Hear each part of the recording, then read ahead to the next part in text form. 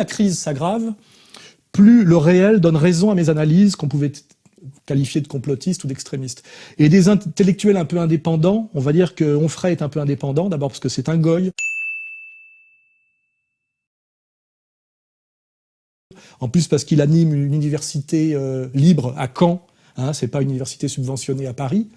Et puis aussi parce qu'il a eu à un moment donné, peut-être par manque de lucidité, où il n'avait pas établi les médiations, il s'est permis par exemple d'attaquer la psychanalyse. Freud qui prenait 450 € par séance, une séance par jour, sauf le dimanche, et qui vous gardait 3 ou 4 ans au moins, et puis dire que ça soignait et que ça guérissait, il avait plutôt intérêt. Et tous ces gens qui n'ont pas lu mon livre et qui sont tout à fait contre ont intérêt à défendre leur petit business. Et là il s'est pris dans la gueule le gang Roudinesco. Mais quand vous dites qu'il est proche des thèses de l'extrême droite française... Alors là, il n'y a pas de doute. Il y a une grande tradition en France. L'extrême droite a toujours condamné la psychanalyse comme une science juive, bon, etc. C'est toute une histoire. Pourquoi réhabiliter de telles thèses? Et je pense qu'il a compris effectivement que son espace de survie, lui qui vient du libertaire intégral, était en fait d'être un peu honnête et courageux. Et puis aussi sans doute parce que c'est un type d'origine populaire, en plus d'être un goy, il devient progressivement sensible à la question sociale. Cette gauche qui devrait pouvoir s'occuper du peuple, elle ne s'en occupe pas aujourd'hui.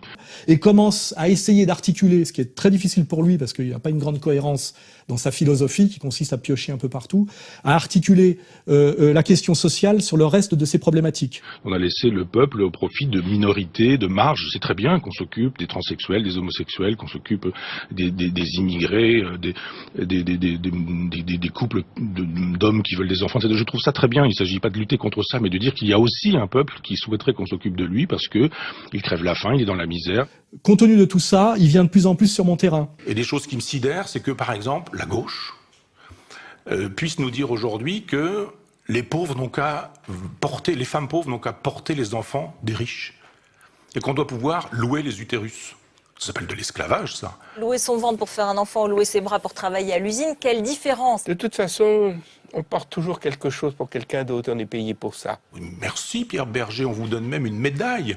Mais se rendant compte que c'est dangereux, il fait toujours une petite pirouette finale à la fin qui consiste soit à me cracher à la gueule. J'ouvre une parenthèse pour dire que je viens de lire un livre d'Alain Soral et on me dit de temps en temps du bien d'Alain Soral. Je veux dire, ce livre d'entretien d'Alain Soral et d'Éric Nolot permet de savoir les choses extrêmement claires. Soral dit « je suis national-socialiste ». Donc il faut arrêter de dire ce qu'on raconte sur ce personnage-là, il est national-socialiste. J'ai l'impression d'être chez moi en Israël, merci. Toujours les mêmes signes. Soit qu'il faut que la campagne française accueille tous les migrants. Et on pourrait aussi solliciter les Français. Il y a plein de villages qui sont remplis de maisons vides, etc. On pourrait repenser une espèce de tissu social nouveau où on donnerait aux gens la possibilité de s'installer, de travailler. Vous voyez, pour continuer à quand même pouvoir passer à BFM TV et à être finalement l'insoumis de service des médias mainstream qui pousse sa petite colère mais qui va jamais trop loin, un peu comme il y a du Mélenchon, vous voyez. On est là. Mais son destin, s'il veut rester crédible, c'est de plus en plus de se rapprocher de ma ligne qui est la seule véritable et intégralement sérieuse. Sinon, il y a le destin d'un Nichéa qui consiste à écrire 20 fois le même livre et à finir par disparaître d'une certaine manière, ou alors à rallier l'ennemi comme l'a fait Moix à un moment donné. On parle du journal 20 ans, dans le même article. Le mot Michel Houellebecq est donc écrit, et quelques lignes plus loin, le mot Alain Soral est écrit parce qu'Alain Soral collaborait à la revue à l'époque. Mais en aucun cas, Ariane Chemin prend le soin de préciser, donc en 2010, elle l'a fait dans cet été, que Alain Soral n'était pas l'antisémite qu'on connaît aujourd'hui. Pour ceux qui connaissent son histoire, il avait préfacé Le Blanc-Rue, dont je suis l'éditeur, Blanc-Rue étant le bras droit de Forisson. Il s'était exhibé avec moi, avec Dieudonné, etc. Son frère et Marc-Édouard Nab savent qu'il a produit les écrits révisionnistes quand il était à Sciences Po en province. Enfin, il est à la fois... C'est un tenu retourné, voilà. Et évidemment, chose promise, chose due, comme dit Jonathan Ayoun, terre promise, terre due, le champagne vous attend. C'est le destin aujourd'hui des intellectuels, c'est soit aujourd'hui d'aller au bout de leur logique, quitte à accepter la diabolisation du système de domination sioniste, soit de se rallier à ce système et de devenir des vendus. Hein, voilà. Il n'y a plus tellement de marge entre ces deux positions. Hein. C'est-à-dire que la radicalisation de la crise produit aussi la radicalisation nécessaire des positions. Et aujourd'hui, c'est dissident vraiment et jusqu'au bout, ou tapin. Hein. Et entre les deux, on a Todd. C'est ce que j'appelle le catholicisme zombie. Le concept foireux et humoristique de hollandisme révolutionnaire. Entre le hollandisme révolutionnaire et le catholicisme zombie de l'affaire Charlie, il est très très très démonétisé. Et d'ailleurs maintenant il va jusqu'au bout, c'est-à-dire qu'il rejoint l'analyse que je faisais de lui et il dit qu'il est finalement un marane. Vous vous êtes rendu compte que vous êtes juif ces derniers temps? Je pense que j'ai une identité de marane. Vous savez ce qu'étaient les maranes? Les maranes, ces juifs qui dissimulaient leur foi, vivaient dans un monde de faux-semblants. Voilà. C'est un marane intellectuel, effectivement. C'est bien qu'ils le disent, je le savais.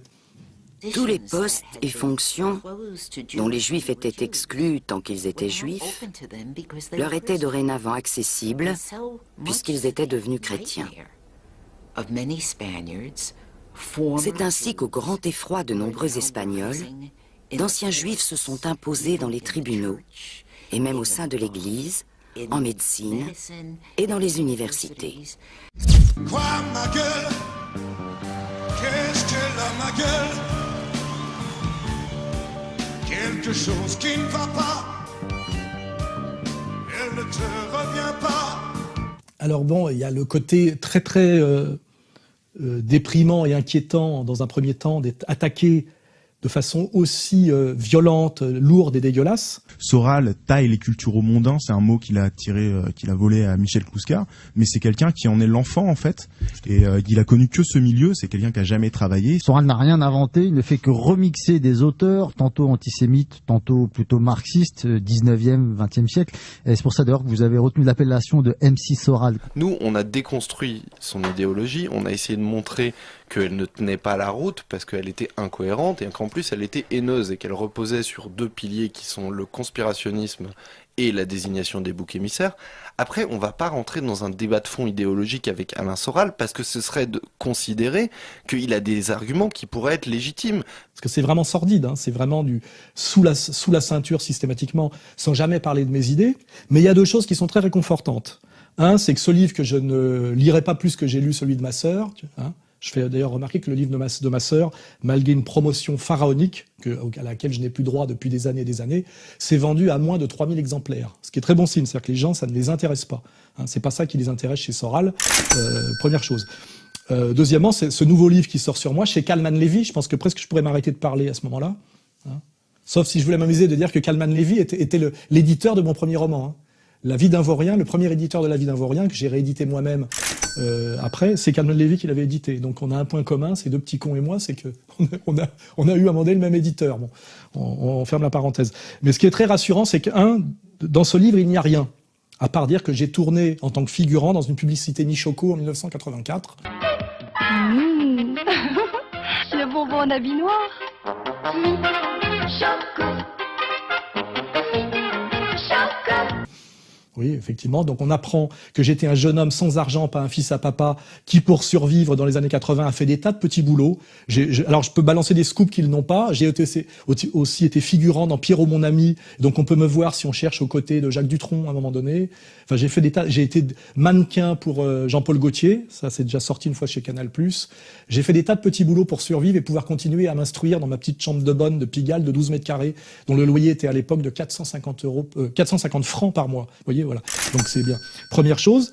Deuxième chose, on sait que je suis entièrement autofinancé, donc entièrement libre, contrairement à eux. Ce média qui revient, qui s'appelle Street Press, alors les gens ne savent pas qui c'est un petit site internet qui vivote, qui est dirigé par Jonathan Miara. Et à la fondation de Street Press, Actualité Juive avait relayé, à l'époque ça s'appelait Street Reporter, avait relayé la fondation de ce média en expliquant que c'était un média fondé par des membres de la communauté juive liés au Parti socialiste. Et alors c'est monté via des soutiens financiers, un partenariat avec l'Open Society, notamment de George Soros. Le patron Jonathan Miara a suivi une formation à l'Ariane de Rothschild Foundation. Toute l'équipe qui est dirigée par Jonathan Miara est chapeautée par Patrick Weil, qui est un vieux routier de la politique, qui est membre du Parti socialiste et qui est le penseur de la politique d'immigration du Parti socialiste. C'est que nous n'assumons pas le fait que l'islam était part de la France, bien avant l'Allemagne. Donc on est là face à un site qui vivote, on va pas non plus leur faire de pub, mais qui est intégralement piloté par la haute finance et le gouvernement, c'est l'exécutif et la haute finance. Je veux dire, il n'y a rien de plus clair. Puisqu'on le sait aujourd'hui, un journaliste, c'est soit un chômeur, soit une pute, mais après, il faut savoir qui est le macro derrière. Donc là, c'est assez traçable. Donc on sait, grâce à ce livre, qu'on n'a rien à dire sur mes idées, qu'on cherche de me diaboliser comme sous la ceinture par des trucs qui n'intéressent personne. On dirait même que j'ai rien passé au mot. Donc là, je ne sais pas trop où ils veulent en venir. Parce que même en admettant que ça puisse être vrai, bien que d'ailleurs ils mentent, puisqu'ils disent que ça aurait été un truc... J'aurais eu des pratiques bisexuelles à l'époque des années 80, dans une ambiance festive, etc. Ça voudrait donc dire que le fait que j'ai pu être bisexuel à un moment donné, ce que je ne valide pas, me disqualifierait comme intellectuel. Là, je pense qu'on tombe dans la pleine et totale homophobie. Je suis pas un être consensuel pourtant, mais il y a des choses justes dans ce qu'il dit. Hein, donc ils savent plus où ils en sont. Hein, c'est assez rigolo. Et ce qui est le plus rassurant, c'est qu'il y a eu ce livre dans lequel il n'y a pas grand-chose, mais qui a été relayé de façon très agressive envers moi par le Nouvel Obs, l'Express, enfin la presse israélienne, Libé, c'est-à-dire la presse de Drahi et des marchands d'armes et du lobby sioniste, le Nouvel Obs, l'Express, Libé, les Inrecuptibles. Donc là, on sait très bien qui m'attaque à travers ça. J'ai regardé moi les commentaires, puisque c'est de la presse internet. 90% des commentaires, et c'est sans doute un peu modéré, sont pour moi en disant qu'est-ce que vous avez à répondre aux idées de Soral, qu'est-ce qu'on en a à foutre des petits déballages crapoteux comme quoi Soral aurait, à une époque, je vous dis, tourné dans la pub Michoco.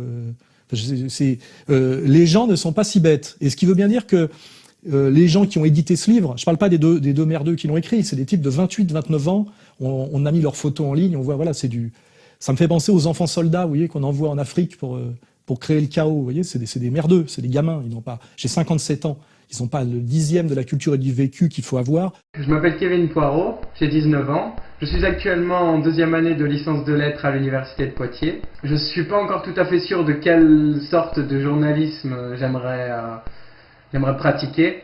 On envoie ces merdeux sous-payés comment dirais-je, faire le sale boulot, on sait qui payent derrière, mais ils ont rien et ils sont totalement désavoués par pratiquement tout le monde, puisque je vous dis, tous, regardez les commentaires sur les sites, ils se font massacrer, voilà. Et puis ce qui est amusant, c'est que pour eux, je suis un raté mais qui a réussi, un type sans intérêt dont il faut parler tout le temps, un type qui raconte n'importe quoi mais que de plus en plus de gens écoutent, bien plus que les médias soi-disant fait pour ça. En 2007, Égalité et Réconciliation, qui est l'association d'Alain Soral, ouvre son site. On en est où, Mathieu Mollard, avec ce site internet ? Ce site internet, il a évolué très peu en termes de format. Il a évolué, je crois, une fois. Et en termes d'audience, par contre, il a crevé le plafond parce que certains mois, il a pu atteindre les 7 millions de visiteurs uniques. Au-delà de la notoriété d'Alain Soral, je pense qu'en termes de web politique, il a compris quelque chose. C'est que c'est un hub de l'info ou de la réinformation, comme ils aiment dire. Donc, les gens y viennent et il y a du contenu. Donc, on n'est que dans des espèces de contradictions qui sont pour eux insolubles. Voilà. Ce bouquin, comme d'autres, parce qu'il y en a déjà eu d'autres, renforce mon statut d'ennemi public, on va dire numéro 2, parce que je laisse encore Dieudonné au-dessus de moi, déjà par le nombre de procès, et pousse des gens à s'intéresser à ce que je raconte. Et comme moi, je ne cache rien, j'ai rien à cacher, les gens, à un moment donné, vont aller voir ce que je raconte, ce que j'écris depuis 1984, et voir que quand même, il y a une certaine cohérence, et que ce que je dis et ce que j'annonce se vérifie par la réalité. C'est très dur à un moment donné de cacher totalement la réalité, même quand on contrôle la totalité des médias. Vous voyez, vous pouvez dire à la télé qu'il neige, les gens peuvent quand même à un moment donné, même pour aller acheter le pain, sortir dans la rue et voir qu'il fait soleil. Vous voyez. Mais la réalité, mais tout le monde s'en fout de ta réalité, mon pauvre ami. Parce que si la réalité intéressait les gens, les gens éteindraient leur télé, regarderaient par la fenêtre, réfléchis. Et aussi, ce que j'annonce, c'est puisque il semblerait que l'histoire de Soral et de R soit très intéressante et très passionnante, nous allons, nous, Contre-Culture, écrire et publier un livre qui racontera la vérité sur tous les sujets qui ont été soulevés par ces autres livres, vous voyez. On va le faire. Comme ça, en plus, on fera encore un peu plus de business, puisque ces gens-là me reprochent étrangement de faire du business. Je rappelle que le site ER n'a aucune publicité, alors que c'est un site plus consulté, ils le disent eux-mêmes, que pratiquement tous les autres sites. C'est un site gratuit entièrement. Et qu'effectivement, je me suis débrouillé pour monter une économie qui me rend totalement autonome et qui ne me fait pas tomber dans le système commercial vulgaire de tous les autres. Voilà. Donc, grâce à eux, effectivement, j'annonce qu'on va monter d'autres structures commerciales encore pour nous renforcer politiquement et qu'on va, puisqu'il paraît que c'est intéressant comme sujet, écrire et éditer et vendre nous-mêmes le livre qui va traiter sérieusement et honnêtement de la question, puisque là, en fait, si je veux finir sur le sujet, ils sont allés faire parler des tas de gens qui m'ont connu depuis 30 ans, et en général, ils ont gardé que ce qu'ils voulaient, de ce qu'ils avaient dit, même en trichant. J'ai un mail qu'on mettra en post-production d'Isabelle Chazot, avec qui j'ai travaillé à l'époque de 20 ans et qu'ils ont interviewé, qui se plaint, dans un mail qu'elle m'a mis en copie, qu'ils avaient travesti ses réponses et les avaient instrumentalisées dans un sens négatif. Au vu des premières pages, je suis contente que tu ne m'aies pas cité. C'est vraiment une charge, et malgré le travail considérable accompli, je ne crois pas que tu rendes compte de la réalité. Mais le souhaitais-tu? Tu aurais dû me faire relire, malgré tout, le petit passage sur 20 ans, car il y a des inexactitudes. AS n'a jamais écrit d'article sur le look des stars, ce n'était pas le genre de la maison, 20 ans n'était pas un journal bébête. Quant à se souvenir surtout de ses sautes d'humeur, je crois t'avoir aussi parlé d'amitié.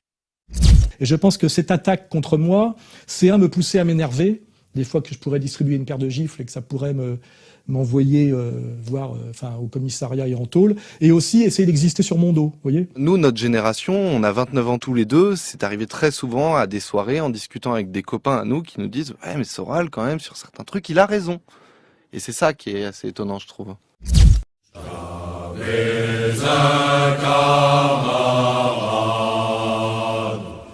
De meilleurs il n'en est pas. Oui, on va publier un texte d'ailleurs pour lui rendre hommage. J'étais à son enterrement et je dois dire que c'est une très grosse perte pour le combat, je dirais, de l'insoumission au sens le plus large du terme, parce que c'était un type qui était à la limite très complémentaire de moi, c'est-à-dire que moi j'étais beaucoup dans le concept de par ma culture de gauche, et lui était énormément dans les faits. Et les faits, et notamment la critique pratique des réseaux, ce qui me manquait, moi, d'une certaine manière. Et il a fait un travail pendant des décennies d'une humilité et d'un sérieux qui force le respect, et assez irremplaçable. Hein. Et on peut citer d'ailleurs le fait qu'il a été le premier à faire un travail de fond, notamment sur le Club du siècle. Oui, alors le Club du siècle, c'est la super élite technocratique française. On parle souvent, pour les organisations mondialistes, par exemple du Bilderberg Group ou de la trilatérale, c'est la trilatérale française. Et que, comme toujours, ce travail fait par un type estampillé d'extrême droite, ce qui d'ailleurs ne veut rien dire, a été repris sans jamais le citer par un petit excité très prétentieux et très limité comme Pierre Carl. Le dîner du siècle, c'est un endroit où tous les derniers mercredis du mois... C'est ça le piège, vous foutez de moi là? Non, mais véridique. Qui s'est mis à un moment donné à vouloir attaquer bille en tête le dîner du siècle. D'ailleurs, au bout de 3 arrestations, CRS, il est passé à autre chose. Hein. Mais celui qui avait fait le travail de fond depuis des années, c'était Ratier. Et là, on a vraiment quelque chose d'intéressant, c'est que très souvent, l'extrême gauche vole le travail de ce qu'on appelle l'extrême droite sans jamais lui rendre hommage. Hein. C'est valable sur le régionalisme, sur l'écologie, etc. Et si je veux finir mon hommage sur Ratier en citant une anecdote, la première fois que j'ai rencontré Ratier, c'est parce que, par l'intermédiaire de Frédéric Chatillon, qui est un ami et que je salue, il a organisé un dîner pour me rencontrer. Et à ce dîner qu'il avait organisé chez lui, on dînait très bien chez lui, hein, c'était un bon vivant, j'ai rencontré pour la première fois Alain de Benoît, ce qui était intéressant, et aussi le conjoint et maître à penser d'Ovidie, qui était une ardeuse de l'époque. Hein.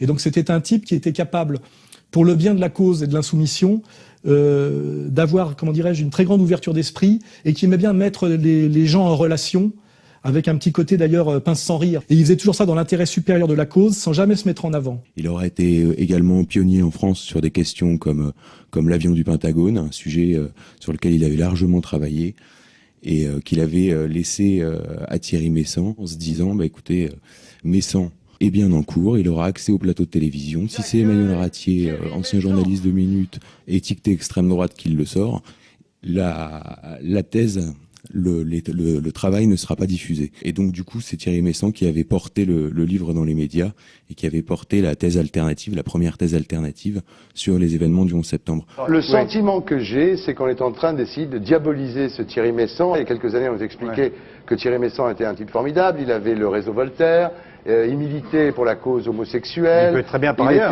il était au parti radical de gauche. Non mais je veux dire, c'est pas n'importe qui, c'est pas Emmanuel Ratier non plus, Thierry Messant. Par contre, le petit bémol, c'est que dans cette logique-là, il avait organisé l'année dernière, je crois, enfin je me rappelle plus des dates, il avait organisé à la demande de Monsieur Choprade une rencontre avec moi chez lui, parce que Choprade avait demandé à me rencontrer et m'avait demandé lors de cette rencontre, à laquelle a assisté donc Ratier puisque c'était chez lui, qu'on aide Choprade à se faire élire comme député européen, parce que, me disait-il, il était entièrement sur ma ligne, ce qui était vrai d'ailleurs à l'époque par une série de déclarations qu'on remettra si on veut s'amuser. Logiquement, il y a quelqu'un qui devrait être content ce soir, c'est Alain Soral. Quelqu'un qui a tout compris des forces profondes de l'histoire, celle que ne veut pas voir notre bon bourgeois occidental, aveuglé qu'il est par les chiffons rouges agités devant ses yeux par la grande presse.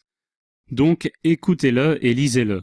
Nous n'utilisons pas forcément les mêmes mots, et tant mieux, mais nos pensées sont en convergence. Et qui voulait qu'on l'aide notamment dans les quartiers populaires à forte population immigrée. Ce que nous avions accepté de faire avec une parole donnée. Et dès que Choprade a été élu... Soral n'a pas d'influence sur Marine. Il s'est auto-investi d'une mission que personne ne lui a confiée. Si sa mission est de ramener des musulmans en leur expliquant que le FN est un parti antisémite et ou antisioniste, parce que j'ai l'impression que ça devient un peu la même chose, il s'est trompé d'adresse. Puis bien pire que ça, quand je l'ai traité à juste titre de fils de pute, parce que c'est le comportement exact qu'il a eu, parce que le soutien que je lui avais apporté, compte tenu de son retournement de veste, aurait pu me mettre en danger. C'est pour ça d'ailleurs que je mets bien tout ça à plat, puisqu'il était sur ma ligne avant d'être élu. C'est que le terrorisme, c'est d'abord un fait étatique. C'est d'abord le fait de services de renseignement qui ont la volonté, la vision, les moyens, la logistique pour mener à bien ce type d'opération. Et une fois qu'il a été élu Front National... La France est en guerre avec des musulmans. Il est devenu carrément, il est passé soutien au sionisme, ce qui lui a valu récemment de déclarer qu'il soutenait l'opération Tel Aviv sur Seine, parce que ça incarnait la culture occidentale. La pression délirante des islamo-gauchistes contre Tel Aviv sur Seine en dit long sur l'alliance objective des ennemis de notre civilisation. Vous voyez ? Enfin voilà, donc il m'a trahi, et il a trahi la cause qu'il était censé défendre. Et ça, malheureusement, Ratier avait fait l'intermédiaire. Et comme Ratier est un honnête homme, il m'a fait une lettre, qui est donc maintenant une lettre posthume, puisque non content de tout ça, Choprade m'a envoyé au tribunal pour diffamation. Il me poursuit en plus en justice. Alors que normalement, il aurait dû, au mieux, comme je l'avais proposé, me rencontrer en duel. Si c'était un homme d'honneur et qu'on était dans la droite des valeurs du 19e siècle, on se serait retrouvé sur le pré. Donc j'ai une lettre posthume de Ratier qui dit bien qu'il avait organisé à la demande de Choprade une rencontre où Choprade m'a demandé de le faire élire parce qu'il était sur ma ligne et que Choprade m'a trahi totalement, puis m'a diffamé et allé jusqu'à l'abjection de me poursuivre en justice, simplement parce que j'exprimais une saine et légitime colère. Voilà, c'est pour vous dire qui est Choprade et qui était Ratier. J'en profite pour, comment dirais-je, servir un peu tout le monde. Voilà.